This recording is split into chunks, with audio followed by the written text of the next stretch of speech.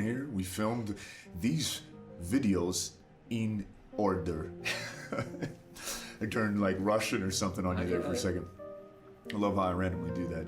So we're gonna keep going with these emotional discussions that we've been going over here week by week, and I want to continue to roll with it in this regard. What emotions do you commonly express? Now, for me, I'll go ahead and start this. I commonly express aggression. I mean, and that's not great. I've got kind of a one-track mind. The problem with getting stuck in that is you get stuck in a mode of being aggressive. And to just lightly touch on the current vibe of culture without getting too messy, because we, you know how we are. We don't really want to do that because it's a kind of a sea of noise. Right. But we will dip our toes in a little bit, and this is how I want to do that, by saying I understand why people are scared of the mindset of the warrior class or the man's man or something like that, right? Because when you're stuck in a mode of aggressive behavior, the problem is if you don't learn how to step out of that room or that box or turn that switch, however you want to look at that, you kind of make a lot of decisions through that. And from an artistic perspective, which could carry over into life, but I won't draw those conclusions. I think you're smart enough to draw those conclusions yourself. Is that it sets you up for maybe shortchanging yourself or sabotaging certain aspects when you're stuck expressing a certain way, right? And so my common emotions are that sublime and then that aggression, okay? I don't really put sadness so much into a song. I don't really put happiness at all in a song. It's just either that aggression or feeling sublime, either your spiritual experience or hand-to-hand combat. So those are how the emotions I commonly use and express, and I need to expand, okay? Now, one of the things that I like to tell people when you're dealing with, this information comes from the standpoint of talking about dealing with your significant other, okay? But I feel like I'm sure it's not new, but it originated in my mind from myself, which is that you can help to try to change yourself to fit the desires of the other person, but the other person, they and you need to understand that you aren't going to be perfect at it ever, okay? So me needing to be more in touch with expressing through music a happy emotion is not where I default, okay? The pattern's already established. I'm beyond grown. There's no excuse at this point, right? Can't teach an old dog new tricks. That's a good shirt, beyond grown, right? I'm beyond grown. Beyond grown, okay? I'm into groaning. Oof. But I still should not use that as an excuse to neglect a certain emotional expression, but I also need to know that that's going to be my weakest artistic expression, okay? And the same thing goes with a relationship, just to kind of not leave that so open-ended. I feel like I want to help you think through that because I put that out there in a relationship perspective, and I'll use myself. I've been trying to practice this lately with my guitar student, where I give an example of my own life to show vulnerability and to have a stronger teaching kind of an approach, which is that I am not good at like sitting down, intimate tenderness time. Okay, and I don't think that's an uncommon trait for a guy, especially a guy that likes heavy metal and weightlifting and breaking glass. I love breaking glass. I don't know why, but I just it's so visceral. I love it. I love breaking old glass and destroying things. It's a little boy component, right? But is it that, I'm not quite as good at being tender and gentle with the little girls and stuff like that.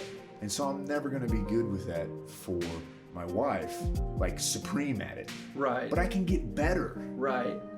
You're not like just saying, well, because I'll never be perfect at it, I'm not going to try and even be good at it. Right. Yeah. But then your partner has to understand that and be okay with, I gotta be all right with them at least trying. Right. Right. And so that's to pass it to you, and then I'll keep my mouth shut for the rest of it mostly. is to say, that's kind of where I'm coming at with this. Aggression and sublime, I need to express sadness and happiness and questioning and different things through my music, and they'll never be great. I think I'll always be really good at creating a sublime experience and an aggressive one as a secondary, but I'll never be great at conveying a happy emotion, but I need to practice it and get better. Anyways, I'm putting the ball in your court. What emotions do you commonly express? And then what are some ones that you feel like you could get better at expressing?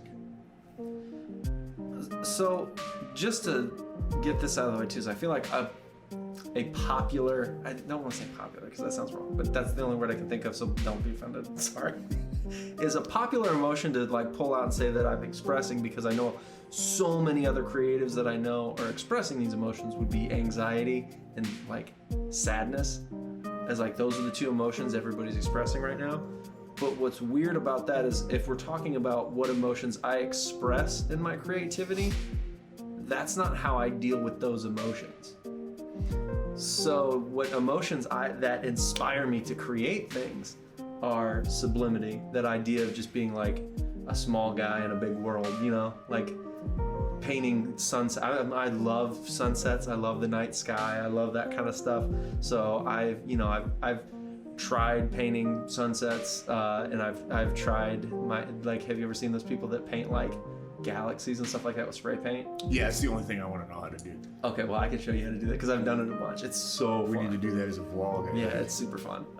Yeah, but you can do that, and so like that kind of like sublimity, and then like is something I like expressing. And then also, I am like, when people say that they're naturally curious, by nature I am extremely curious, and I like figuring things out, and I like learning about things, and I'm constantly trying to understand the world around me, which I don't know, sometimes it's helpful, sometimes it's not. It's not like I'm like humble bragging about an emotion that I love to experience, but wonder, I guess, is a good, like, so sublimity is a different emotion than wonder, because wonder can come from things like, for instance, in college when I would do drawings and stuff like that, I would infuse like poetry and stuff like that I had read. I feel like I say and stuff like that a lot, and it's just ringing in my head, but we won't talk about that. So I would infuse poetry into the stuff I was working on, because those ideas and the imagery like paired together helped kind of build that sense of wonder that I was feeling. And so those two emotions are the things that inspire me most to create. But I've also used creative outlets for lots of other emotions, but those would be the two I feel like really are my primary ones, I guess. I don't often express aggression. I get angry, and I listen to angry music sometimes, but whenever I experience anger, I usually, like, that's weightlifting time. Whenever I experience sadness, that's time for me to ingest like poetry and music and things like that. When I experience sublimity and wonder, that's when I want to make something. So all my emotions I deal with in different ways, but if we're talking specifically about in my creation, like things that I make, it's sublimity and wonder are those emotions. And see, here's my problem. Lifting weights, aggression. Metal, aggression. Hand-to-hand combat, aggression. Like, I'm hammering that one button. Mine's wore out, right? You know, like, yeah. I've hammered that dopamine hit a little bit too much. So. Well, maybe I'll say this on your behalf, is some people are just hardwired to experience that emotion more fully without it overtaking. So if maybe you have a more of a mental capacity to experience aggression and be able to outlet it, and you need more outlets for that because you experience it more fully than I experience it, because it overwhelms me. If I get too aggressive, I can't think straight. I get mad. It's like, aggression for me is like one of several different ways that I deal with emotion. But so maybe you happening to have that outlet is just because the way you're wired would mean that emotion in you is something that you have to deal with more than I would have to deal with. It's probably because when I was 5, The Predator was my favorite movie. Yeah, when you were 5, Yeah. No, honestly, forget everything I just said. That's 100% the reason why. But hey, you know what? I can vibe on that, and as I get older, I Now that you're beyond grown. beyond grown, and I'm just groaning. I noticed that, and it's starting to wear a little bit. But I just, because of so many years of pressing that button, it's really weird. Like, I don't know where I want to go. Like, unfortunately, I think I've desensitized myself to some degree.